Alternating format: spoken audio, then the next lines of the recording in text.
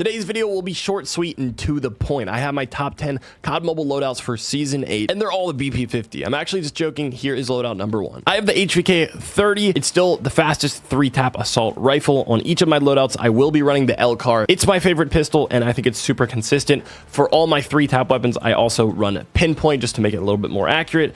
Ghost, I put on every single class. When you're playing a respawn, it's really important not to be pinged by the radar. If you're playing Search and Destroy, I would recommend Toughness or a different perk. And for my score streaks, because I want to support my team, I'm running Stealth Chopper, UAV, and Advanced UAV. Here is my HVK Gunsmith. Here's my LCAR Gunsmith. For loadout number 2, I'm running the DRH. It's still extremely good. The 3-tap range is crazy. Here is my Gunsmith. For loadout number 3, I have the BP50, and honestly, this is the only gun you need to use this season. It's insanely broken. It was insanely broken last season, and it's not getting a nerf. Here is my Gunsmith. And since this is a fully auto gun, I actually like to run lightweight. You can switch this out for Skulker too. I forgot to mention I'm pretty confident in my accuracy, so I'm running the Annihilator for almost every single loadout. Next up, I have the Type 19. This is my Gunsmith for it. It's still really accurate and shreds. Next up, we have the Odin. It's pretty much a long-range SKS. This is my Gunsmith for it, and I am running Pinpoint on this loadout. We're finally getting into SMGs. Honestly, I would just use ARs this season. SMGs really aren't that great unless you're playing a map like Summit, where it's a lot of close quarters gunfights, but even then, you might still lose to the BP50. And this is my Gunsmith for the Switchblade. I believe it's the best SMG right now. I am running Skulker. I like to be very quiet and sneak around the map and kill people at close range. And honestly, it might be a good idea to put the equalizer on these SMG loadouts if you would like. The next loadout is the CX9. And of course, this is still a pretty strong SMG. Honestly, I think the Switchblade's a little bit better, but it's still very strong. Again, Skulker, and you can use equalizer. Number 8, we have the Fennec. Still going to delete